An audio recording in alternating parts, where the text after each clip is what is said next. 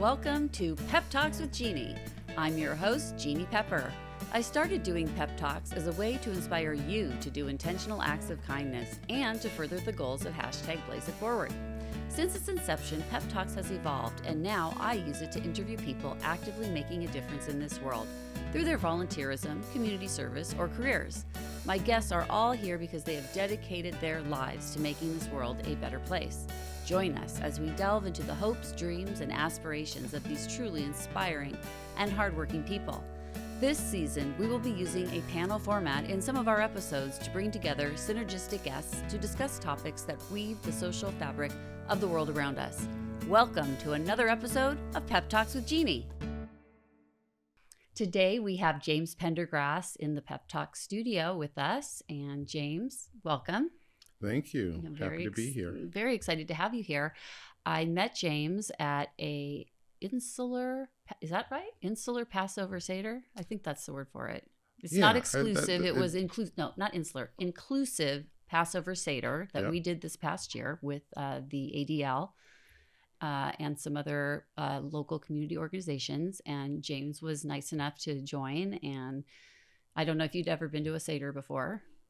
It's funny. I had been to one when I was super, super young. I lived in New York as a young person in Brooklyn, and I had a lot of Jewish people in my neighborhood, and I had been to one of my friends. So this is 50 years later. Here I am at my first one. Yeah. Wow, that's so interesting. Okay, well, we're going to get down to business and find out all about you because I am very curious. As I told you before we started, I want to know what your story is because you are the first person from the NAACP to be on my show, and I'm thrilled to have you. So I'd love to hear about what you're doing and what you, with the NAACP, you're a member at large, and you are in charge of their fundraising. You're on a special committee, and I'll let you explain what you're doing exactly. Absolutely. Is that where you want me to start? Let's start there, and then we're going to get to your background. Absolutely. So my primary role, I run the Freedom Fund. I'm a member of the Freedom Fund, and I'm hoping to actually run the Freedom Fund come next year. And my primary charter is to just try to raise money for the NAACP here in Orange County to make sure that we have funding for all of our outreach and all the other things that we're looking to do. One of the things they're asking me to do is something kind of near and dear to my heart, which is create a fundraising event. I love events. I've never actually done a true fundraising event, but I've done plenty of events, and they're all pretty spectacular. So I'm sure I can bring that same energy to the fundraising as well. Like what kind of events? Oh, man. The events I've done in the past. Well, I just had my birthday party. And I wasn't invited? I'm so sorry. And it was a pretty spectacular event. But that's just one of many events. I've also done a lot of concerts and things of that nature in the past. So you're somewhat of an event planner, it sounds like. I'm just a person who loves to have fun and loves to make sure that the people around me are having a good time. And I've taken it from a very low level in college to being able to do it like on a much grander scale for a Super Bowl, All-Star Weekend, and some of those other events. That is so interesting. I don't know. I heard something somewhere that people that are friendly are usually very successful. What do you think about that? I think that makes a lot of. I'm aligned to that. Yeah. I'm very, very friendly, and God's been really good to me. So yes. That's really beautiful. Yeah. Very nice. And what is your tradition? What is your religious tradition? I'm Protestant, born and raised in the church. I started in church and. Yeah, from like yay high, I was in church, and I went to church in New York. Started out at House of the Lord Pentecostal Church. That's where I kind of got my pursuit of freedom and justice. Kind of started there at church, where we would actually march for any injustices legally. And I remember marching like as a 5-year-old kid, and all the way up until we left New York. We had a very outspoken pastor, Reverend Herbert Daughtry. I can't believe I still can remember that. But church on Atlantic Avenue in Brooklyn, New York. And that was something that we did on a very regular basis. So that's my religious story. Tell me about your family. It sounds like they were very active people. So it's kind of bizarre. I was raised mostly by my mom. My father passed away. He was a victim of I don't want to say police brutality, but he was actually the victim of a off-duty police officer shot and killed him. I think I was 3-4 days old. So I never really had a relationship with my father, my bio dad. But my mom, you know, being the most amazing person that she is, she raised me. She eventually got married to Billy Wilkerson, who raised me, took care of me. My mom had 2 more kids with him. We actually were members of the church, the House of the Lord, and then we moved from New York to North Carolina and started a satellite group of the House of the Lord in Raleigh-Durham, North Carolina. So your mother and your stepfather, or did he adopt you? He didn't officially adopt but me. he was your father. He was my father. So your mother and father, they moved you to North Carolina because they were very involved in the church. That was a large portion of it. Yeah. My mom was born and raised in North Carolina, and because when she graduated from high school at 18, she moved to New York because there were no opportunities outside of working in the fields in the Carolinas at that time. So like I was born in 69. I think my mom moved up in 67. So no real opportunities for anyone to do much of anything. People of color didn't have opportunities there. So she moved to New York, and that's where she started working in the banking industry and et cetera. Was she an investment banker? No, my mom's had a few different careers. She was doing nursing towards the end of her career, but she's entirely retired right now. So no banking and no more nursing. No. Okay. Mm-hmm. Is she in California now? She's in North Carolina still. She's still in North Carolina. My stepfather passed away a few years ago, and she moved into one of these amazing 55 and over active communities. Oh, wow. It's sad to say I'm almost old enough to live in one of those. You know what? I am old enough to live in it, and I actually think it's a really cool idea. Those places are pretty cool. Yeah, they're great. My mom is in one right now locally. We're very happy that she's there. So you had 2 siblings. Were they very much younger than you, or how? Yeah, they're all younger than me. I think this is embarrassing, but I can't tell you exactly what their ages are, but they are younger than I am. I'm the oldest. Okay.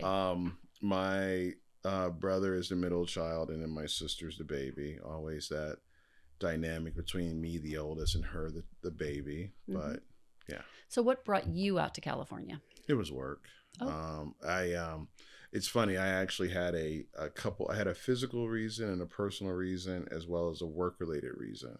Physically, when I lived in Texas, I literally suffered from allergies like you would not believe. Had to get a shot every single day. So that was one of the reasons why I came out here. Personally, I'm a wine nut. I'm crazy about my wine. And that was another reason why I came out to Southern California. And then the third reason was work. Work brought me out here. Okay. How did you end up in Texas? I've moved around a fair amount, but I moved from North Carolina, which is where I went to school, and moved to Texas for work again. So I've never actually literally moved myself out of any state. It's always been someone moving me, whether it's my parents moving me or a company moving me. That's how I've moved around. I like it. You never had to pay a mover. I never had to pay a mover. That's a good thing. Trust me. So tell me, were there any things that happened in your life, in your young life, that brought you to activism other than your mother having you march? I mean, I think, believe it or not, I think that's like the start of it, right? And then to have learned more about my own personal history, right, with my father, his incident, and like kind of digging into that as I got older, that definitely helped kind of push me towards that. And then I think also, and it's not just activism, it's just everything. For me, it's everything community related. When I graduated from high school, I was a member of this organization called Inroads. So I'm totally all about anything that like lifts you up and kind of helps change your circumstance, right? Inroads is this thing that is designed to help really, I don't want to say really smart kids, but at least underprivileged kids potentially get jobs in corporate America, summer jobs in corporate America. And so from the time I was 17 all the way through undergrad, I worked at IBM as a programmer. So when I came out of college, like I had massive amounts of work experience, right?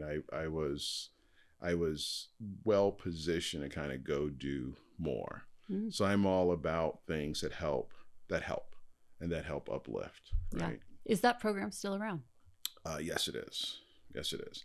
Unfortunately, I'm again embarrassed to say I'm not actually active in it like I used to be. Like I probably should be trying to do that now to kind of help bring people into where I currently work at Google. But I'm doing my part in other ways though. So yeah. What do you do at Google? So I run a sales team here in Southern California focused on new account acquisitions. It's a fun job. And you would think because it's Google, it would be easy, but it's very, very difficult getting people to look at a whole new company for technology for their cloud computing. Oh, right. Yeah, that's a big money thing too. There's a little bit of money involved. A little bit. Yeah. Well, it sounds like you are in a good place with your skills and your extroverted personality. Probably serves you well. I'm very, very blessed for sure. Yeah, sounds like it. Were you ever, in your life, have you ever felt that you were discriminated against personally? I mean, there are times day in and day out, right? There's always something. I mean, as recent as today, I felt awkward, right, about things. So it's just, you want to try to not be hypersensitive, but have there been outrageous situations? There have probably been a few. But one situation, if you want to hear a story. Oh, I want to hear a story about it. We want to talk about uncomfortable things here, okay? Yeah. One situation. This one's really kind of odd. But I used to work at a company named EMC. It's now been acquired by Dell, and I was the only minority leader in the organization that I was in, and I remember it very well. I remember kind of where I was. I got a call from my boss and he says, "Hey, we've had some changes. We're going to have to let you go." And I was like, okay.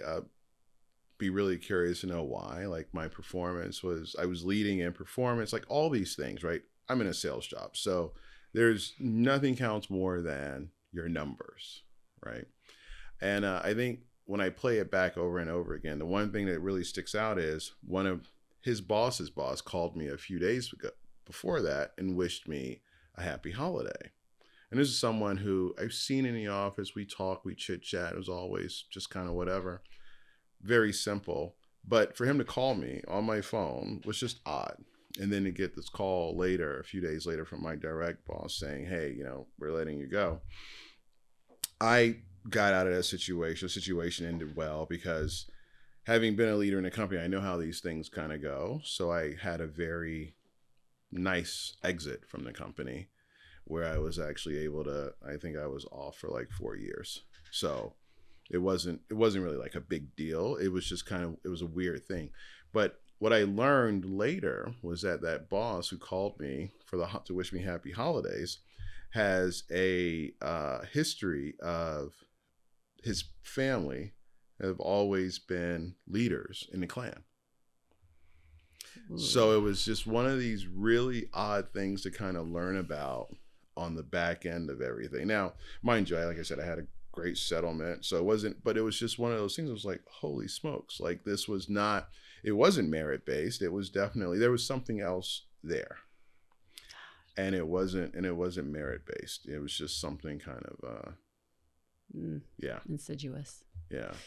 Yeah, that's interesting. And most people probably don't even get to know that. Most people don't, mm-hmm. right? Yeah. And then of course, the internet has always been powerful. I was able to do my due diligence and kind of verify all that data and all that other good stuff. But again, like I said, I've been so blessed through life. It wasn't something where I was like, oh, let me go back and get my fair piece, because I was smart enough to kind of negotiate that on the way out anyway. So it just worked out. Worked out for you. Was that in Texas? That was in Texas, yeah. Shocking. No, yeah. I shouldn't say that. No. It could be anywhere. It's no. So here, I guess a couple things. So one, I will always say Texas was amazingly great to me. Like I literally had a 5-year stint in Texas where I was doubling my income every single year. Like it was crazy. So Texas was good to me in that capacity. the manager, the guy who was like several layers up, he wasn't even in Texas. He was somewhere else. So it wasn't a Texas thing. Yeah, you listen, Texas was really, really great to me. So I don't want to ever throw shade on Texas. I don't want to throw shade on Texas either, but I think the only reason why I personally have feelings about this is because that is where my son's killer went to hate camp. Really? In Texas, yeah. Okay. Because there was nowhere else in America you can learn to hate better than Texas, I guess. I don't know. I don't know why it was there. Yeah. But I think, Bakersfield or anywhere where there's not a lot of people would probably be a good place to hate. But yeah. So he came back here to hate, where there's lots of people to hate. That's insanely sad. It's interesting just from a geographic perspective. You know, Orange County, where we live, was one of the highest concentration of Klan members and et cetera in the U.S. It was like this area was really one of the hotbeds. I'm not surprised to hear that. And I'd love to talk to you more about that because you're a member of this tremendous organization that probably tracks all of that. I grew up here in Orange County. Before middle school, I lived here. And at that time, and I'm dating myself, but I pretty much already have, in the 1970s, there were some movements that were beginning for the entire country right where we were living that impacted me. And one of those was the revisionist history and white supremacist movements began to really pick up steam. And it was right there in Huntington Beach where that was happening. Yeah, I was going to say you don't have to go back that far. You go back 2 or 3 years to the situations in Huntington Beach. Oh, right? Yeah, it's been a place. And it's always been a hotbed, and it continues to be that, as well as, believe it or not, and people may not like to hear it, but San Clemente is almost just as bad, right? Yes, it is. I think they do hate camps down there too, is my understanding. And I think a lot of it is because those two places, right, are where that was the blue collar part of the coastal. That's right. People don't understand like the historical roots of why it's here. Yep. But maybe you could explain. I'd love for you to. I can't. I've only been here for 12 years. You probably know as well as anybody. I'm a pretty good person at putting pieces together, right? Yeah. So when you look at the demographic of that area versus the demographic of San Clemente, and then you look here in the middle, there's a lot of affluence in the middle, right? And with affluence comes a different level of knowledge, understanding, etc. in a lot of cases, right? And then in those other areas, those outliers, not so much. That's a really interesting perspective. And I've heard also that we see a lot of it here because this used to be a very agricultural area. And when immigration picked up, we saw a lot of people's jobs were displaced by immigrants. Yep. And there was some resentment about that. Yeah, it's quite possibly, but you have to when you look at it today, most people won't do the jobs that immigrants do, right? Most people feel like they're above that. So, there was that movie, A Day Without a Mexican, right? I love that movie. I enjoyed that thoroughly. When people talk about they're stealing our jobs, I just kind of chuckle because there's the odds of most of these people looking to go and try and take those jobs that people are doing, right? And I have massive amounts of appreciation for everyone in every service industry for that reason. And I just like I said, I chuckle because most people don't want to do that work. I can't wait till someone makes a movie about a world without hate. A Day Without Hate. Would anyone want to see that movie? What would that look like? Yeah. I'd like to see that movie I'm made. With you on that. Amazing. That's really interesting. So coming to Orange County, knowing what you know about it now, how does it feel being in a minority here? I mean, do you feel like you are? Yeah, I think what we represent, it's a very, very small percentage. The numbers escape me at this very moment, but it's a single digit percentage. But I knew that coming here, right? I knew when I came here, I came directly to Aliso Viejo. That's where I moved to. I love that neighborhood, that city, that town. And I knew that I was going to be an anomaly, right? I go to the Ralphs and there's just one black guy in the whole place, right? And it was you. And it was me, right?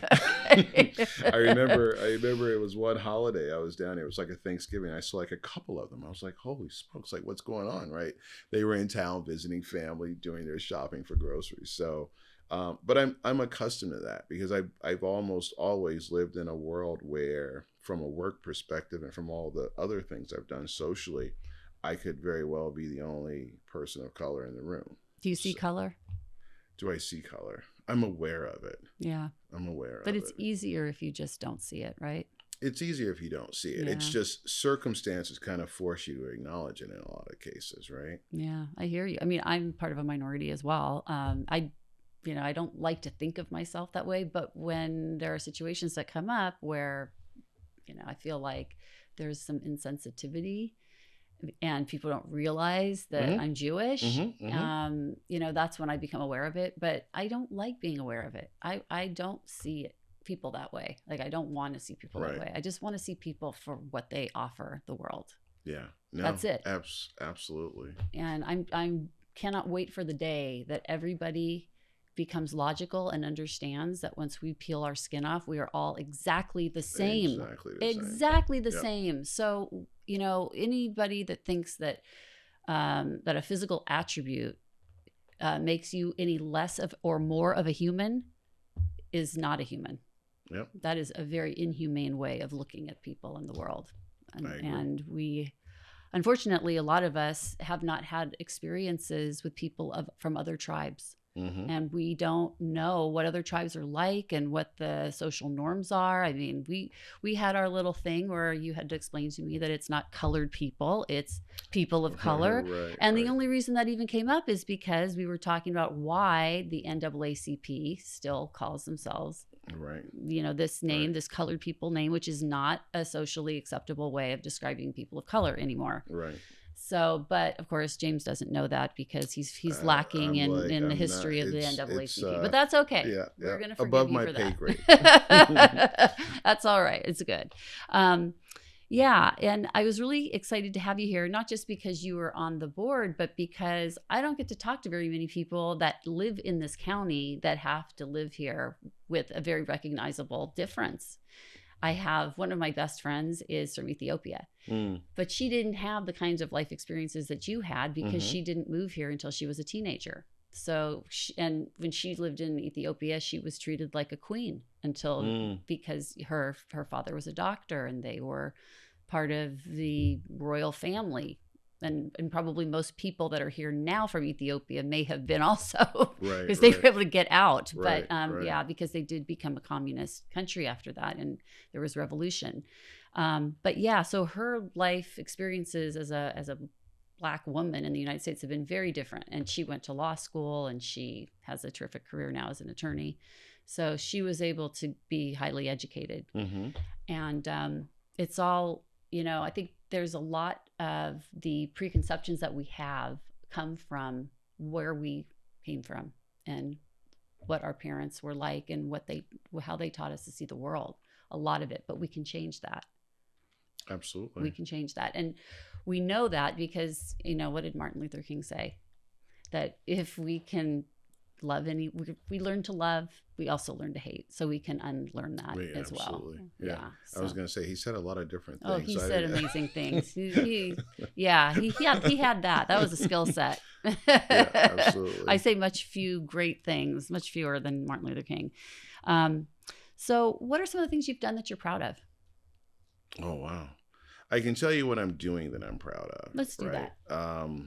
Right now, so let's just take what I do at work. So I am probably mentoring maybe 7 to 10 individuals who are, I met with someone just this morning who came all the way down from LA to kind of come down to Orange County to meet with me and have lunch. And they just want to pick my brain. They want to figure out how they can do some of the same things I've done. So they found some of the things I've done to be impressive to them. And they're like, hey, how can I do this? How can I do that?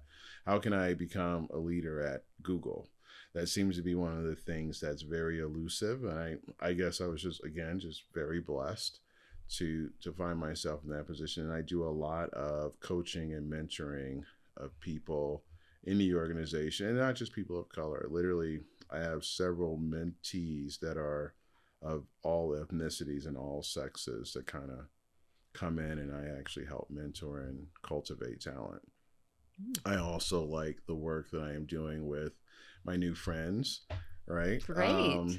we're working on, and this is probably one of the most fun things I'm going to do for the holiday season, where we're working on delivering Christmas trees to families in need.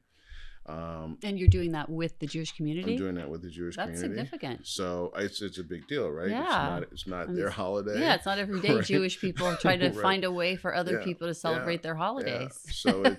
I think there's a lot of messages in there. I think the most important one is that, while it's not something that the Jewish community celebrates, they still want to do things to help other people. And I think that's so amazing.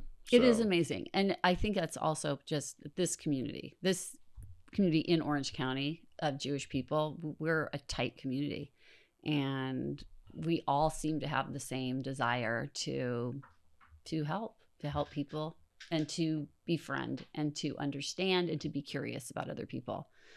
And I think it's important.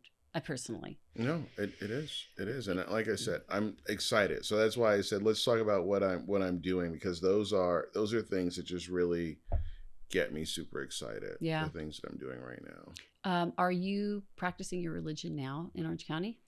I don't know what practicing. I pray every day. Are you part of a church? I'm not part of a church. Okay. I'm not. I haven't found a church that I really connect with. So maybe you want to be Jewish. Maybe, yeah. I've thought about it. We've talked about it before. I'm sure it's a hot topic at your house. Yeah. Well, okay. Well, we'll take you anyway. Okay. All right. So, when you're here in Orange County, is the NAACP a place where you make friends that are African American, or are there people in that organization that are not African American? So the leadership is insanely diverse. The body of the organization is predominantly African American. And yes, there is a lot of networking and bonding that happens in the body. As a matter of fact, next month we have the big California-Hawaii group state meeting happening in LA.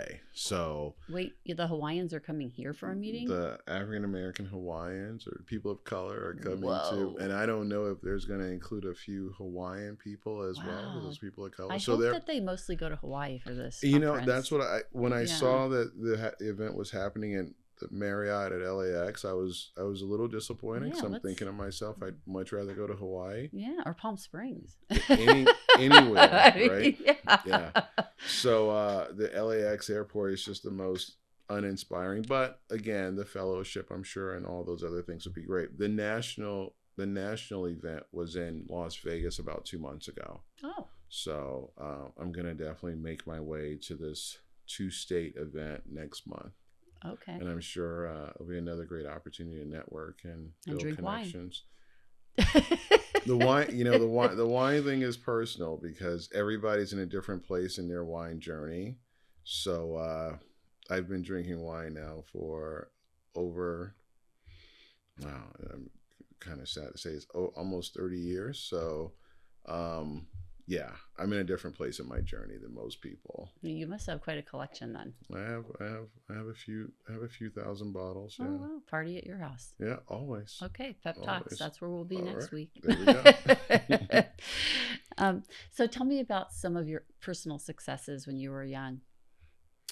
Personal successes when I was young. Well, one of the ones that I don't know why I still just have I'm really proud of this. I did boys state, and I'm not sure if you're familiar with boys state. There's a boys state and a girls state in every state, and it's 2 kids are selected from most schools to go and participate during the summer and create their own government. So people get to run for different government political positions, and it's a fun opportunity to learn about government and all those other good things. And of course, a great opportunity to network and bond with kids, because like I said, only 2 kids from every school get to go.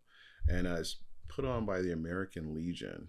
They're the ones that actually support that. But going to Boys State, running for an office and winning was actually kind of cool. Like, it's just one of those things. Like, yeah, I ran for offices in high school and I ran for offices in college. I won those. But going to Boys State was was just something really special to me. I don't know. That's Very cool. random. Yeah, but... it's like winning the 3rd grade spelling bee. That's my claim to fame. Okay, Yeah, I'll take that too. Yeah, and if you have those it. memories and that trophy, that's what got me where I am today. Okay. That one win. That one win. I love it. You never know. You never know. Are there any points in your life where things could have gone really differently?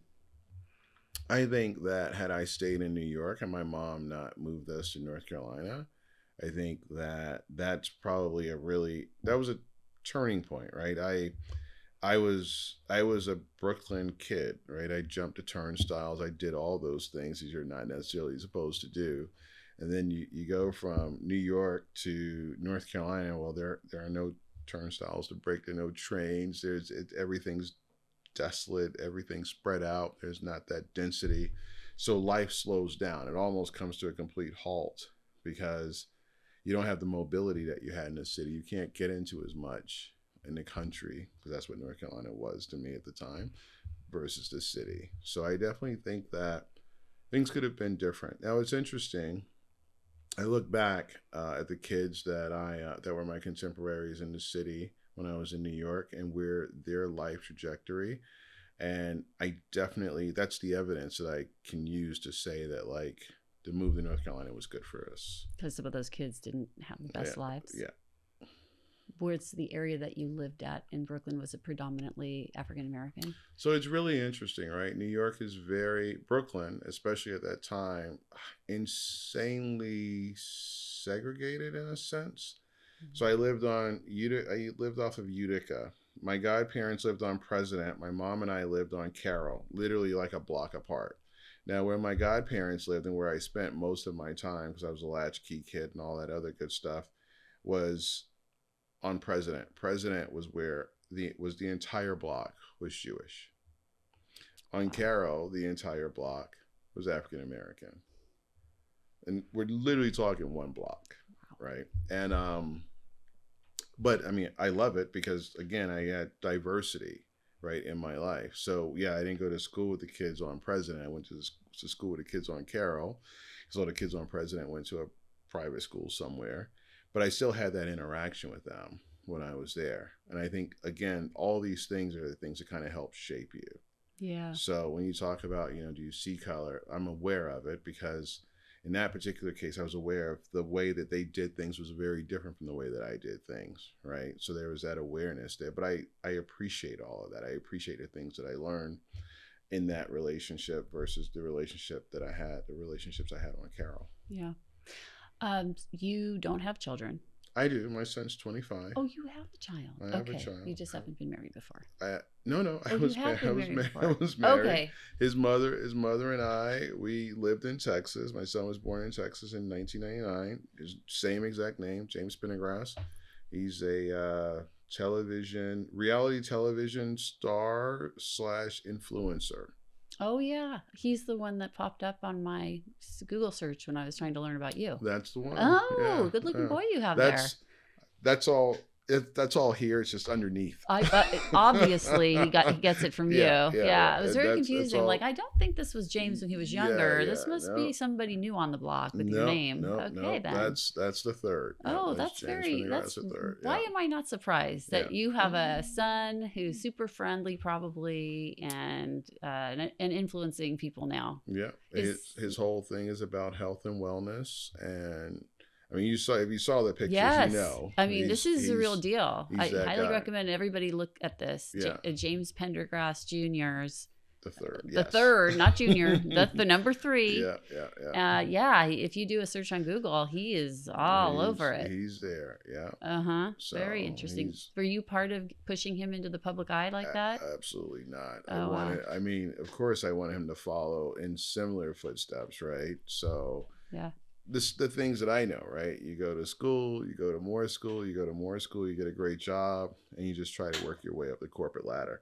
I'm insanely proud of him because what he's doing, what I wasn't really comfortable doing. He's stepping out on his own. He's building his own thing, his own business. And I'm insanely proud about that. Like, I didn't do any of those things until I don't know, I wasn't necessarily forced to, but when I started my wine label, that pushed me into entrepreneurship, right? That was something I was passionate about, and that was something that kind of pushed me in that direction. But he got picked up when he was at the University of Hawaii. Someone said, "Hey, we want you to be in a show," and that's how it started for him. So now he's done 2 shows, and he's doing his health and wellness influencing, and he's pretty committed to doing it, right? I mean, he's got to be responsible. He's got to stand on his own 2 feet. So, I'm pushing for that, but at the end of the day, I'm super, super proud of him and what he's doing. So you said he was on a reality show? Like, was he The Bachelor? Like, what no, are we talking so about he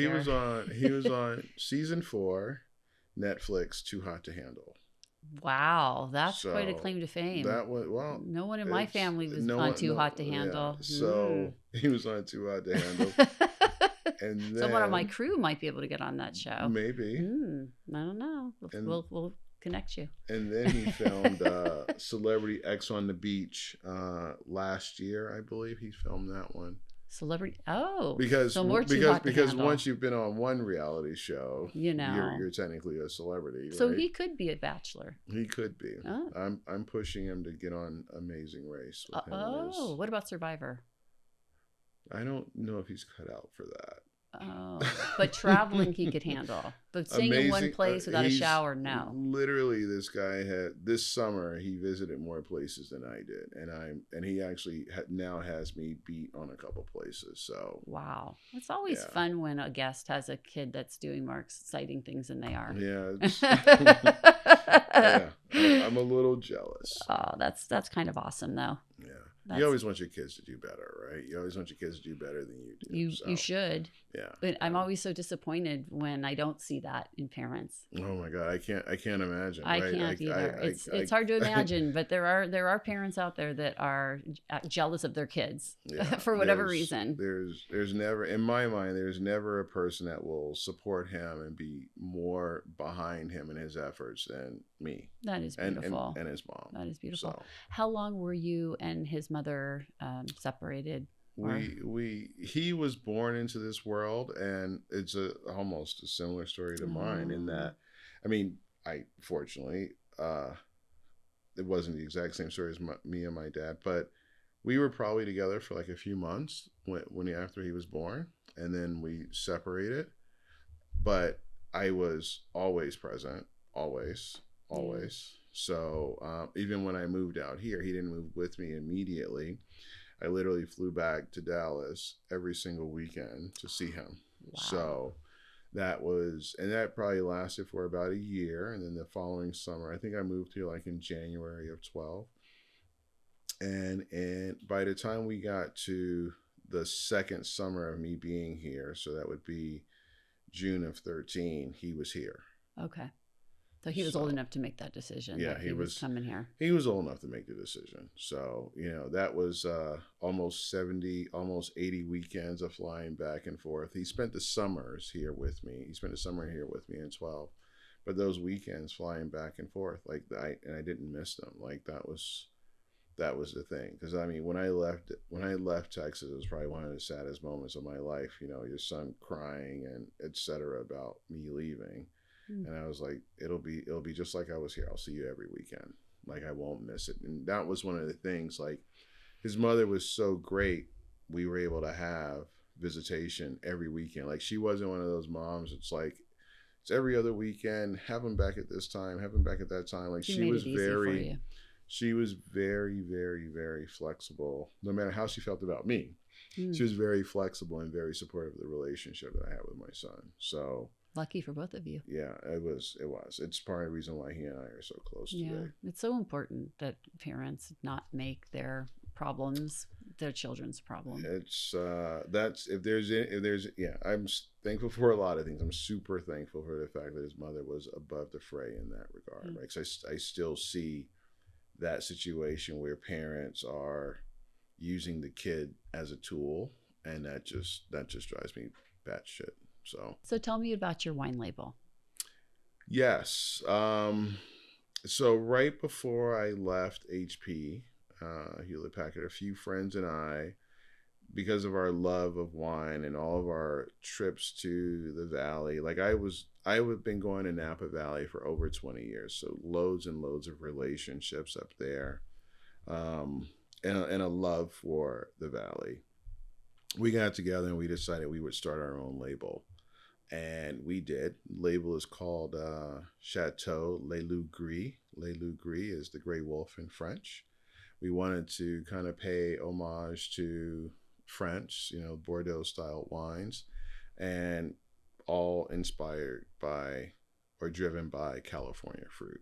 So we source all of our grapes from Napa Valley. A blend of valley fruit and a blend of mountain fruit, and we make a very harmonious Cabernet based red blend. So I'll have to make sure I get you a bottle. I would love that. Yeah. How wonderful. The name is inspired by, so the first wine was 2014, and it just happens to be in line with the time that the gray wolves started migrating back to Northern California. They were all, when they came in and started putting all the vineyards in, they chased out all the wolves. So they just started migrating back in that, right around that same time. So we named the wine the Gray Wolf Le Loup Gris for that reason. Yeah. I like that. I'm not an animal person, but I kind of love the story, because in Napa, you got to have a story. So is your wine label Napa, or is it? It is very much Napa. Okay. Yeah. Because that's where the wine for me, there aren't a whole lot of other areas of California that make wine. I'm surprised you don't live there. Pretty much, it's on the list of possible options. I would love to live there. It really gets insanely hot there in the summer, and I'm not really a big fan of heat. Yeah, me neither. This So, is like you live in probably the most temperate place in the world. I think so. I heard there was a heat wave. Thank God I wasn't here for it. Yeah. So what's your relationship with law enforcement? Is it complicated, or is it simple? It's interesting. I've had, really good interactions with law enforcement. And same for my son. And of course, when you have an African American child, you teach them how to work and how to address the police, right? Because you see all the videos of how it can go. So I can tell you, we recently got pulled over in the HOV lane. My son and I, for not having a front license plate. And Boy, I wish that's why they pulled me over. It was one of the most pleasant interactions I've had with a police officer. So that must have been in Orange County. It was here in OC. Yeah. It was here in OC. But I say that to say, like, I've just been again insanely blessed. Yeah, I know, because my friend who I was telling you about, the Ethiopian, her son is actually half Jewish and half Ethiopian. Okay. And we both worry about him and police because we just don't know, and he goes off into the big world. What will happen? Yeah, well, it's all about, you listen, there are a lot of bad seeds out there and anything can happen. I think that there's a way to keep the situation as calm as possible and not give these people, especially the bad seeds, any motivation, right? We were in Miami when Tyreek Hill was pulled over and thrown on the ground and all. Like, of course, Tyreek was probably talking a lot, but talking is not a reason to throw someone on the ground, right? And put him in handcuffs and sit him on the side. This guy, I don't know. That whole thing was still just kind of, it's one of those things. It's a wake-up call for, people of color to make sure that they keep their wits about them when they have those interactions. Yeah, absolutely. And there's always somebody that isn't going to like you in this world. No matter who you are. There's someone that doesn't like that law enforcement officer. It's sad. It's the challenge I have is that people may not like me just strictly on appearance, right? Just because of who I am. It's always interesting because I talk with those gay about this all the time. It's when people actually get to know me and they learn a little bit about me, they're always like, oh, you can almost see the light up in them, because they almost always have a preconceived notion when they meet someone that's not a part of their tribe, right? They already, all the stereotypes, all those things just kind of rush into their mind, and then they're like, oh, you work where? You do what? Yeah. Oh. Yeah. Okay. I wish there were more people like you that were around here that I could know and that I could socialize with. I can say the only time I've had that opportunity was actually when I went to see the Bob Hart's Abishola television show. I saw it live. Did you go see? Okay. I did. I got to see the one of the, it might have been the season finale. Is that what it was? Yeah, I saw the season finale. And when I was there waiting to go, there were a lot of the cast members had their family there waiting with us. And these were some of the most sophisticated, beautiful human beings I've ever seen. And I was talking to them and I was just like, where are these people? Why aren't they where I live? Yeah. They don't choose to live here. I don't blame them, but you know. They choose to be in a place where they just feel more comfortable. Unfortunately, Orange County has a stigma, right? It has a reputation that precedes it. Like I said, I'm blessed. My experiences here have been great, but you know, I've absolutely positively heard the thoughts around Orange County when I'm in LA. I'm in LA a lot, and that it makes me sad because this is, you know, my son finished high school here. He went to J. Sarah. He had a pretty amazing stint there. Went to Orange Coast College to play basketball. So I mean, he finished his last years in school here before he went out to Hawaii to graduate. So interesting. So it wasn't bad for him. It wasn't bad for him. It hasn't been. It's been good. It's been good for us. And I don't know, maybe he learned a lot from living in a different culture. I'm sure. About how to live in the bigger culture. I'm sure. And that can't hurt. Nope. It never hurts to understand the people that have to understand you. Yeah. So, well, it has been such a pleasure to have you here. We could probably talk for another 10 hours and probably didn't get to everything. So I'm going to have you back sometime if you would be open to it. I'd love to have you on a panel, maybe with Rabbi Peter. Oh, yes. Who was supposed to be here today with us, but Mr. Levy was supposed to be here today? Mr. Levy was going to be here with us, and unfortunately, because he's such an important man who makes the big bucks, he couldn't be here today. So it'll be another time. But it was great having you here. James Pendergrass, member at large from the NAACP. I want to thank you for being here today with us at PeppTalks, and I hope we see you again soon. Jeannie, thank you for having me on. I really, really appreciate it. Glad we were able to spend this time together.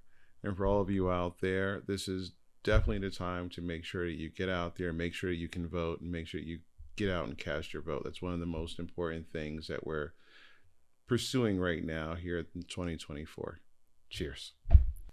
Hashtag Blaze It Forward is a campaign my family started in 2018 after our son Blaze was murdered. Hashtag Blaze It Forward provides the inspiration to thousands of people to repair the world with intentional acts of kindness.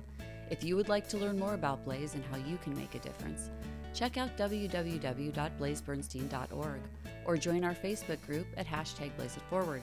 You can also check out my website for this podcast at www.pepptalkswithjeannie.com. There you can follow along with my podcasting adventures and learn more about my fascinating guests and their passion projects. I would like to thank all of the volunteers who help make my philanthropic endeavors a reality. Today, that includes my producer, Eli Moskowitz, all of the volunteer crew members who join us, and a special thank you to my son, Jay Bernstein, for the original theme song you hear at the beginning and ending of each show. This has been another episode of Pep Talks with Jeannie. Until next time, keep on making this world a better place.